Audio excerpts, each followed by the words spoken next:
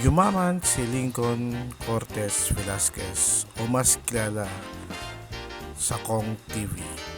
Yumaman siya dahil sa malalim at maraming pinagkukuhanan na kita mula sa kanyang pagiging content creator, negosyante at personalidad sa social media.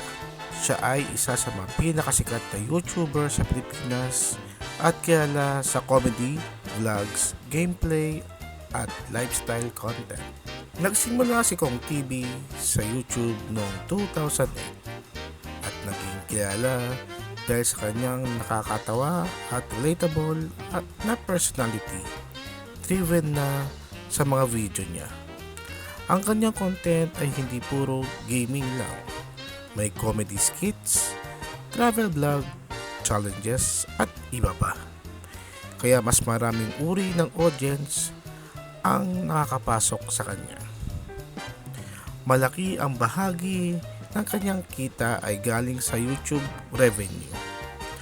Pera na binabayaran ng YouTube base sa dami ng views at oras ng napapanood. Dahil milyon-milyong views ang kanyang mga video, malaki rin ang kinikita niya mula rito. Brand deals and sponsorship. Marami siyang brand, partnership at sponsorship.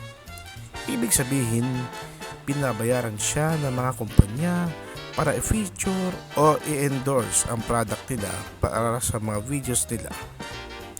Ito ay isa sa mga malalaking pinagkakitaan ng mga sikat na content creator dahil mas mataas ang bayad kaysa sa regular ads.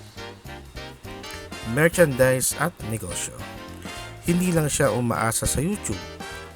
Mayroon din siyang sariling franchise, Team Payaman. Mga damit at iba pang produkto na binebenta sa mga fans. Ang mga ganitong merchandise line ay malaki ang may tutulong sa kita dahil hindi ito nakadepende sa views lang.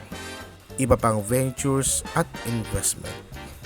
Bukod sa YouTube at merchandise, pumapasok din sa kanya ang iba pang business venture tulad ng food franchise, collaboration sa skincare, iba pang investments.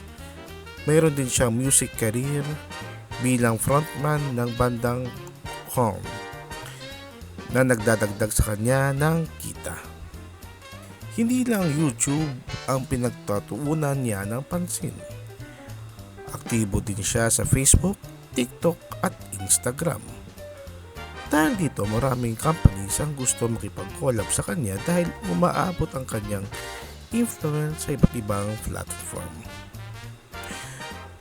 Yumaman si Kong TV sa pamamagitan ng pag-grow ng online presence sa YouTube, pagkuha ng mga brand deals, pagbuo ng sariling merchandise at iba pang business venture at iba pang kita mula sa social media platform.